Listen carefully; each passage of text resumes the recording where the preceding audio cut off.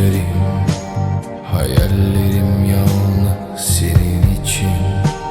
Seni bulamamışken ben kayboluyorum.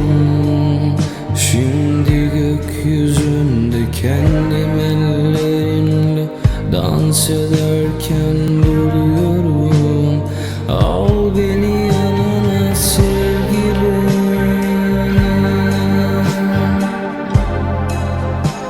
seni bana geri ver sevgilim.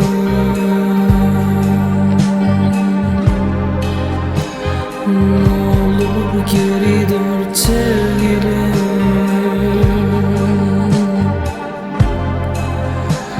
Seni bana geri ver sevgilim.